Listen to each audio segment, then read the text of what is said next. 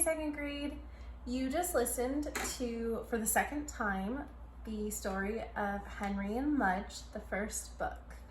And now we're going to think about that story and think about our sequence of events in that story. But first, let's review what sequence of events is. Can you say this? Sequence of events. Sequence of events is the order that something is written in a story. And when we talk about it, we can use words like first, next, then, and last. These words tell us that there is an order, and sequence means pretty much the same thing, that there's an order of events in the story. What are some other words that you can use?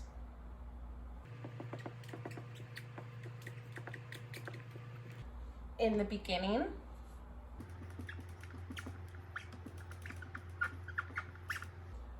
in the middle, and in the end. So sequence of events helps us to keep track of the story in our mind in the correct order. Think about like your day. If you mix up the order of your day, it would be hard to understand what you have to do. You aren't going to wake up, have dinner, go to bed, brush your teeth. That wouldn't make sense, right?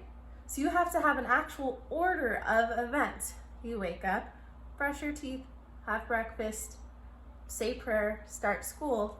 That's the order in the beginning of your day. So in books, it's important for us to notice what's happening in the different parts. And in sequence of events, we're not going to say every single detail because that would just be the book, right? We're going to think what happened specifically in the beginning, in the middle, and in the end, or using other transition words.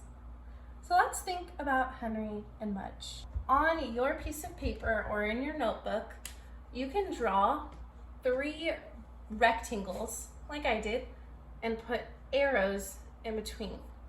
This is what's called a graphic organizer. It helps us organize our thoughts.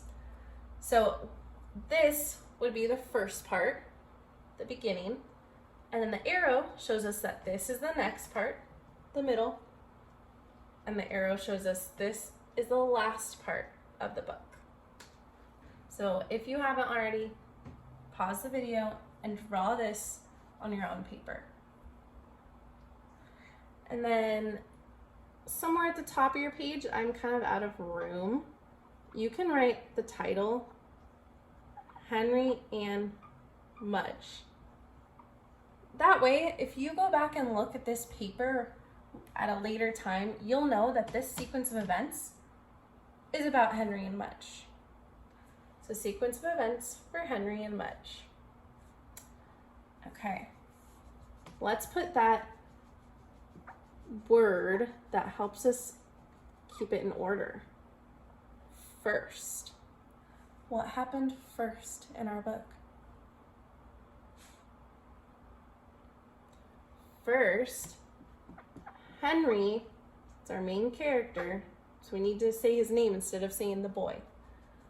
Henry asked his parents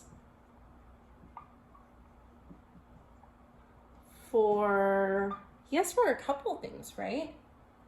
He asked for a sibling,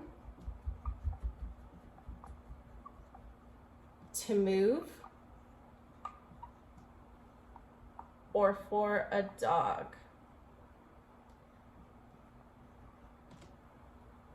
And maybe you don't want to write this exact sentence. Maybe you had a different sentence with the same thought in your mind.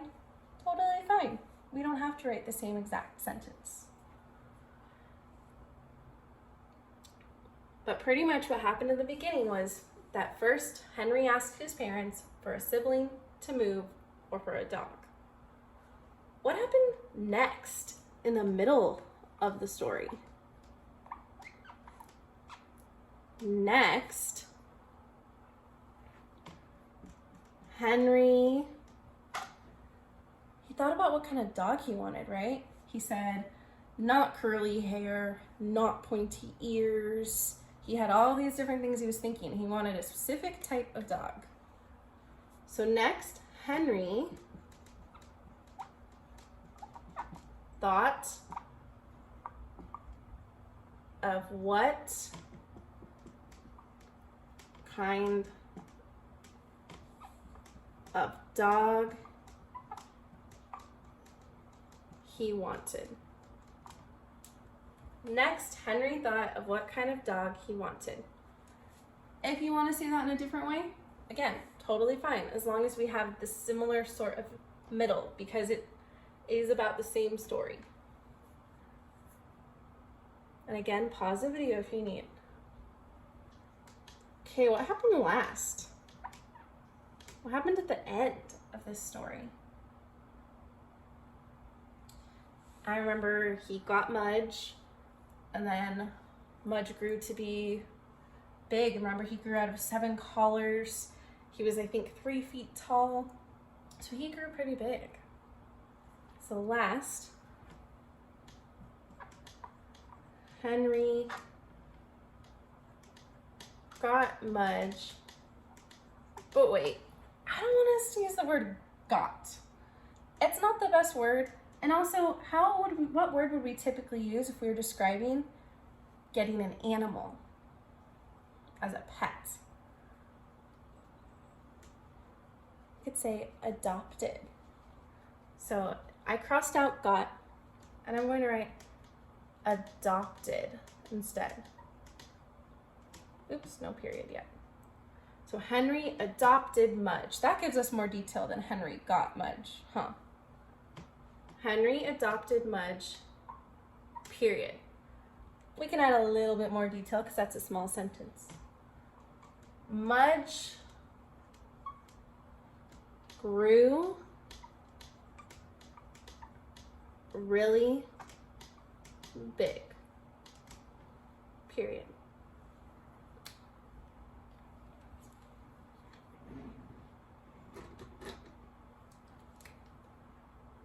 Notice that at the beginning of every sentence, we start with a capital letter.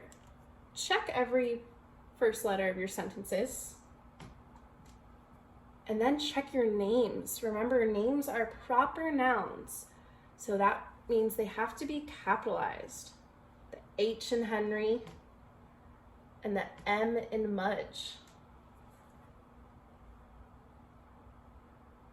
And then what does every sentence end with? That's right, punctuation. So we have all periods in all of our sentences. And you can go ahead and circle yours too to check and make sure that you have periods. Pause the video if you need to.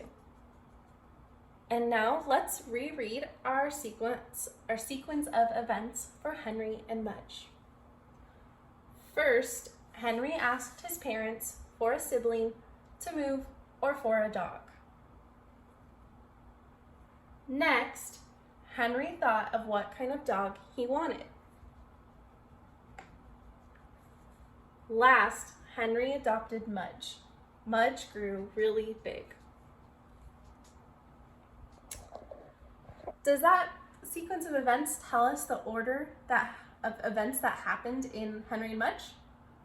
Yeah, it tells us pretty much what happened in the beginning, middle, and end. This is a great skill for readers to have. As good readers, you think about the different parts of a book. So as you read on your own or as you listen to other stories, be thinking about sequence of events. And if you'd like, it's completely optional, you can draw a picture next to each sentence to show what happened in that part of the story.